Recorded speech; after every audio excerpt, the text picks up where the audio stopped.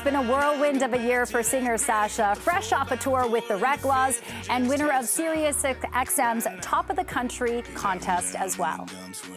I could talk all day, but let me spell it out. A, B, C, D, E, F, G, H. I love you still, and you know I always will. And Tyler Shaw has had a big 2022, touring the country in a sold-out headlining tour, and also releasing a holiday album that has been nominated for 2 Juno Awards.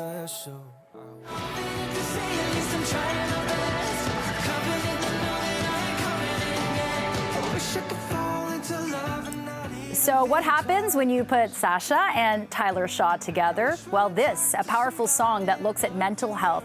Sasha and Tyler Shaw, welcome to CP24 Breakfast. Thanks for joining us. Good morning. Good morning. So I listened to this song, Confident, and it's got such a great hook and such a powerful message. Sasha, talk about the inspiration behind this song, because it has to do with mental health, right? Well, the song has to do with mental health and even just a wide array of anything that anyone would be facing when it comes to confidence, when it comes to accepting themselves, when it comes to negative self-talk, when it comes to even just shedding a light on some of the things that we all relate to when it comes to mental health as well. Absolutely. And, you know, sometimes we look at you, our viewers are looking at Tyler and Sasha this morning thinking, look at these beautiful, talented people. They never struggle. Or do, you know what I mean? So Tyler, talk about why you wanted to collaborate with Sasha on this song. I mean, it was a no-brainer for me. Sasha's extremely talented, and the message around the song, like we just talked about, how important it is and to shine a light on either not having confidence at all or finding your journey to confidence or having your confidence. I think that's all just a very important message, and that it's okay in every single one of those stages and to be in those stages. Yeah. And so, Sasha, how did the collaboration come about? Were you guys friends before? Did your producers put you together? Talk about the behind-the-scenes kind of partnership here. My management team just presented the opportunity. Card was on the table. This song was on the table. I was like, this is incredible. Yeah. And they mentioned Tyler Shaw, which I'm a huge fan of as well. So I was like, that's a no-brainer. This has got to happen. And that's how it happened for us. It was just kind of like a matchmaking song artist ordeal. Yeah, so Sasha, I know you do country music. I mean, you've won some prestigious awards already with Sirius XM and, you know, your CCMA, as well as your first platinum single with the Reclaws in What the Truck. I saw the music video. I was like, who is this beautiful, talented singer? You really stood out, your presence and your vocals. So I know you grew up with music and a lot of training in pop. Is that something you want to explore, or do you think you want to stay with country music? You are in Nashville. Well, yeah, I grew up in a really small town called Warkworth, Ontario. It's just north of the Big Apple. My parents were musicians. Music has been a broad influence in my life.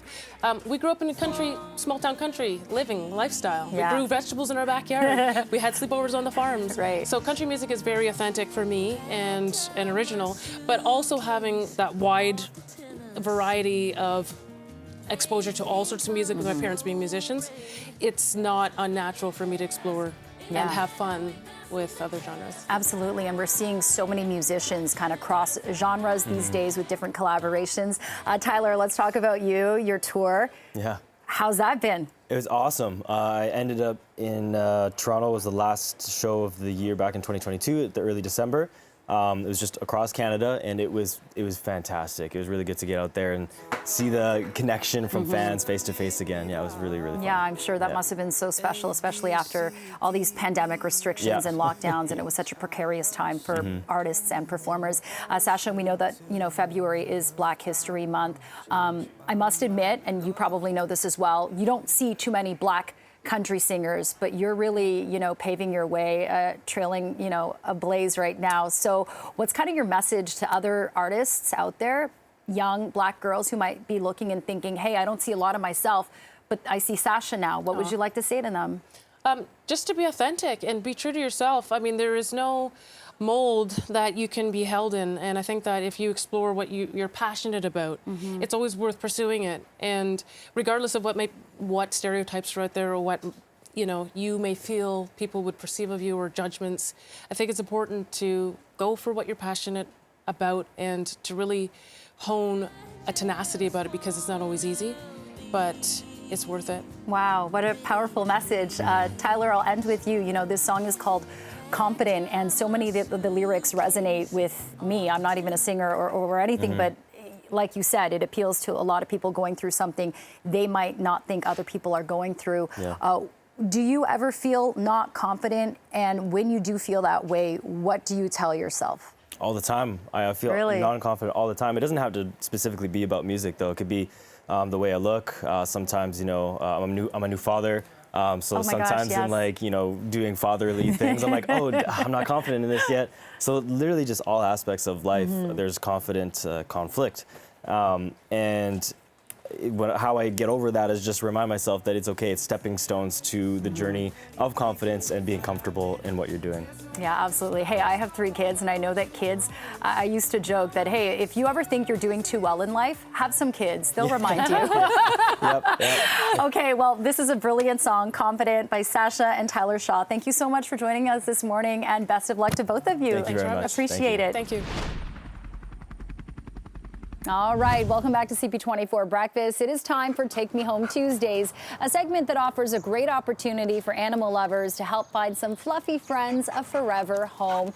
And what better day to do it than on Valentine's Day? Here with more is the OSPCA's Kayla McLaughlin with 9-month-old Maltipoos, Ida and Cher, as well as Jill holding one of the pups. Thank you so much for coming in. This is cuteness overload. So let's talk about the adoption. I know these pups are adopted and spoken for, but the OSPCA has other animals that are looking for homes, right? Absolutely. We have so many animals that are available for adoption at the Ontario SPCA and Humane Society, and all of our animals actually come home spayed or neutered, vaccinated, microchipped, and thanks to our friends over at Swiffer, they also come home with a Get Pet Ready guide and a duster kit. Yeah. Oh, wow. So it's like the full package. It's very easy. Package. Everything's kind of done. You don't have to worry about initial shots or anything like that. Exactly. And I just can't get over how cute these pups are. They're 9 weeks old.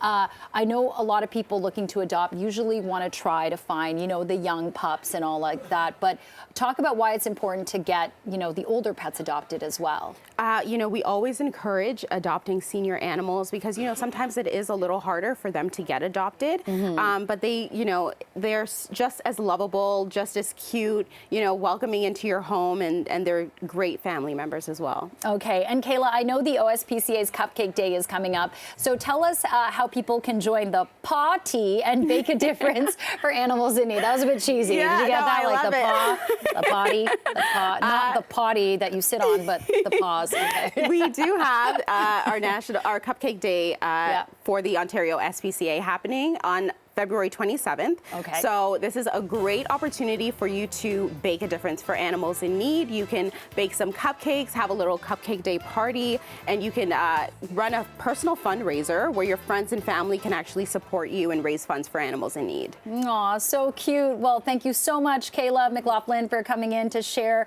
how people can get involved, and Jill for bringing in all these pups. Maybe before we go, you can talk about, are these 2 brother and sister or sisters? They're sisters, right? They're sisters, yes. Okay, and they're so adorable. Oh my goodness. Are there more puppies at the OSPCA though? Yes, absolutely. So you can check out our website, ontariospca.ca/adopt, if you're looking to adopt. And, we encourage everyone to find a furry little family member to bring home. And where should people register for the Cupcake Day? So Cupcake Day, you can visit cupcakeday.ca and you'll find all of your information there. Cupcakeday.ca. I love how that rhymes and rolls off the tongue. Once again, Kayla and Jill, thanks so much for bringing in these cutie patooties this morning on CP24 Breakfast. This is an amazing story to tell you about. A 10-year-old boy from BC is in Toronto to donate his never-before-cut hair to charity. Nice. I liked seeing all my friends donate and giving back to them. When I was little, I had curls, and my family didn't want me to cut it, and then I've just decided not to cut it ever since. Harper Powers cutting off his long locks after raising $5,000 for Hope Air.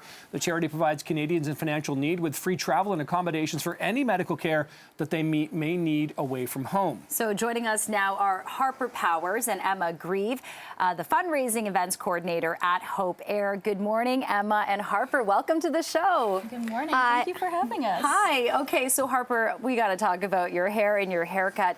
This is amazing. You've never cut it, not even a little trim, your entire life. So I think before we get into why you cut your hair, which we know is for Hope Air, talk about why you've never had a haircut. Well, when I was younger, like 3 to 5 years old, my family never wanted to cut my hair since it had a lot of curls. And then I just never cut it ever since I thought I was unique with long hair. Pretty cool, Harper. And how long was it? I mean, we can sort of see from the pictures that whoever was cutting your hair had to really, you'd clearly have some thick hair. How long and how thick was that? Like, are you talking like 1.5 feet? Like, what was cut off? Probably, yeah, about 1.5 feet. Right. And it was pretty thick. Yeah, a lot thicker than I thought it was. I'm jealous. I got real hair envy sitting here looking at you. Yeah, you certainly have a lot of hair. So Harper, what made you decide, or your family decide, that hey, this is now the time to part ways with your lovely locks and support a charity like Hope Air? Well, it was getting kind of annoying, getting in my way. And then I just thought I should cut it and donate to a charity. And then I decided Hope Air because they helped me with medical stuff in Vancouver. Right. So an opportunity to give back. That's amazing, Harper. So Emma, talk to us about Hope Air, the charity itself, and an effort like something that Harper's done here. What does this mean for Hope Air? Well, as you said, we provide travel, accommodations, meals, and rides to families all over Canada who need to travel for their medical care. And as we know, the hidden costs of travel can add up very quickly. And for families like Harper's, that can become very overwhelming very fast. So that's where we come in. And people like Harper raising money like this, it just allows us to help so many more people, so many more families just like him. Last year, we provided 10,000 travel arrangements alone, and the need only continues to grow. Did the efforts typically get this kind of attention? Well, Harper is very cute, you know?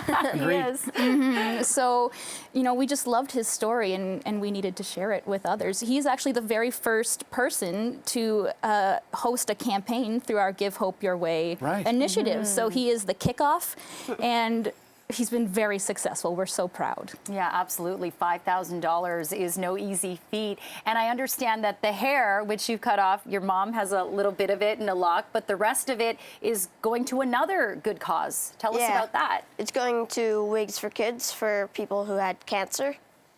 Wow. That's phenomenal. That's really great. Harper, just really quickly before we let you go, what's it feel like when you wash your hair now? Because what a difference that must be. It feels a lot different, and it's a lot easier. I can imagine. It dries a lot faster. Are you going to grow it all over again? Are you going to do it again, or what's your plan now? No, I think I'll cut it often now. Okay. Any more fundraising endeavors? Any more plans for Hope Air? Not yet. Maybe in the future. Yeah, maybe when it gets to like past the shoulders again. Yeah. Yeah. Well, listen, thank you so much for coming in, Harper and Emma. This is an amazing story, and we're so glad you did this and you're sharing it with our viewers this morning. Good luck and happy shampooing. Yeah, thanks so much. Congratulations. Lather, rinse, repeat. Amazing stuff indeed. Thank you.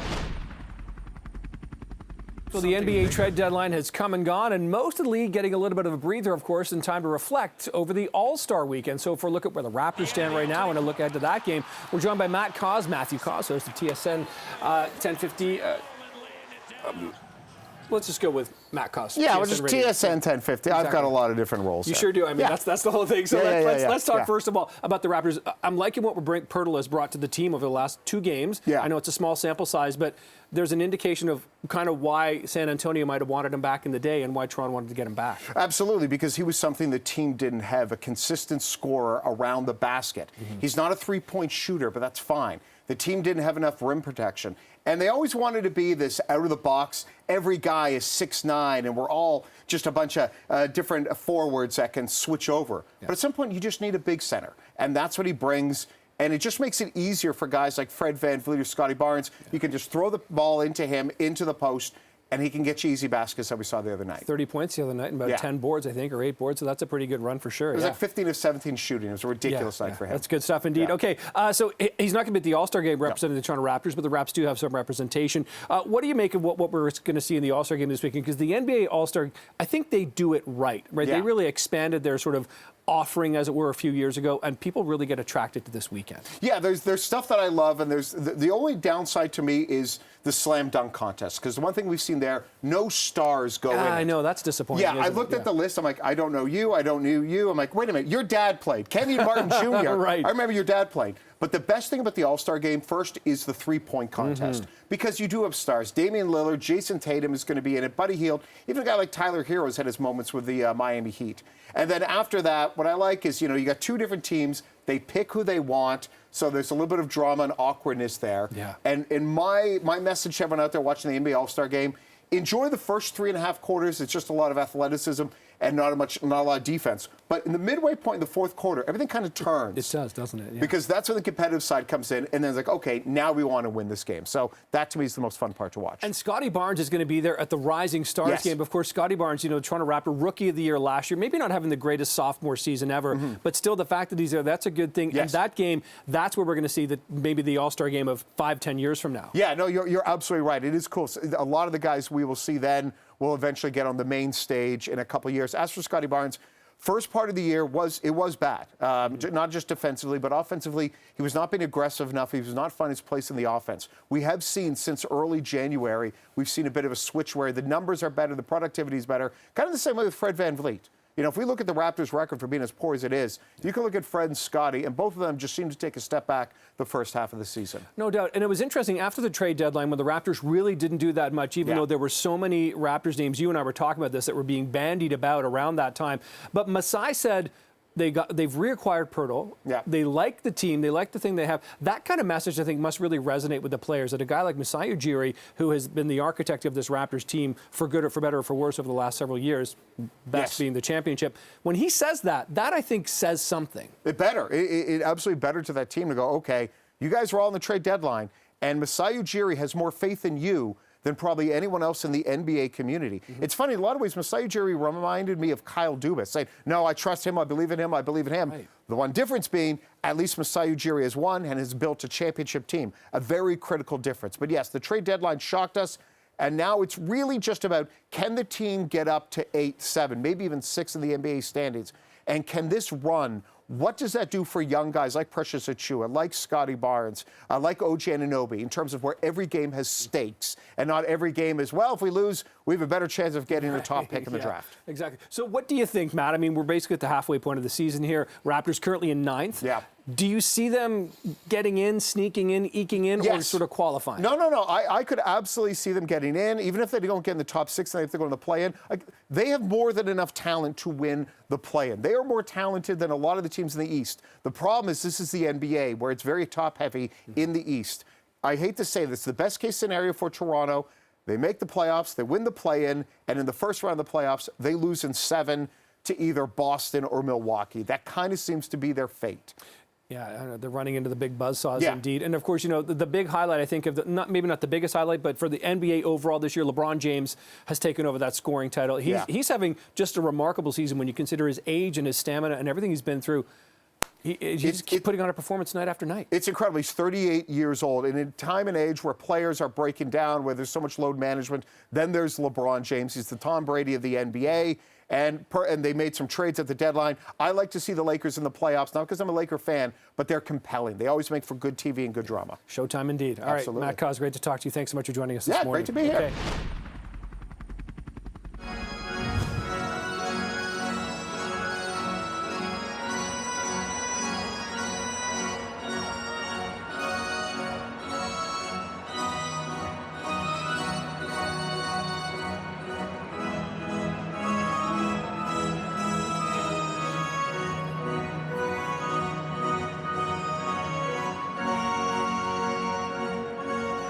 Okay, that is 9-year-old Max Keys, who is known for playing in the iconic organ room at the Toronto Maple Leafs game, and he's putting his musical abilities now to help people in need. Max is raising funds for Turkey and Syria earthquake response with a goal of reaching $10,000. So for more on his ambitious and very great initiative, we're joined by pianist Max Keys live in the CP24 Breakfast Studio. Max, good morning. Good morning. How are you feeling? Good. Are you excited? Yes, I'm extremely excited. I can tell. You were very adorable. Your legs are like shaking. So let's talk about you and your piano playing. I mean, playing at the Leafs iconic organ room, that's a pretty big deal. So how long have you been playing piano for? I've been playing the piano since I was 5.5, almost 6. Oh, wow. So technically 3 years. And you did that piano room when you were, or organ room when you were 6 years old, right? Yes. Were you nervous? No. No? Not that much. No? Okay, that's very cool. So tell us about what you're doing, because I understand that you had a concert on your Instagram Live, and it's all to raise money and help the children impacted by the earthquakes in Turkey and Syria. Is that right? Yes. And why did you want to do that? Because, like, I just wanted to help the children and the families that were, like, in danger. I'm not going to say endangered, but, like, you know what I mean? They were, like, hurt and stuff. Yeah, and it's really cold there, and they need a bunch of supplies, and I understand the money that you're raising. How much is it again? $10,000. Okay, and are you going to keep playing, or it's going to be open on your Instagram until you reach that goal, right? Yeah, it's going to, yeah. Or if we don't reach the goal of $10,000, we'll do another Instagram Live in March. To do it. Yeah. That is a lot of money. Okay, and Max, what was it like going back to, you know, the footage we saw of you when you were 6 years old playing in that iconic organ room at the Maple Leafs game? Were you nervous then? No, I was actually staring right at the Jumbotron, and I'm like, well, what's going on, right? But listen to you. You don't look nervous at all. You look really I'm just staring good. at the people. Yeah, and so Max, do you like playing piano? Yes, I love it. Extremely. So I love it. Who's like a musician that you look up to, your favorite? I would say Justin Bieber, some Taylor Swift songs, like Anti-Hero. Oh, yes. Oh, you're familiar with that. You're up to date on all the current stuff. I would say Miley Cyrus, that one song that I played, yeah. Yeah. And Bruno Mars mostly.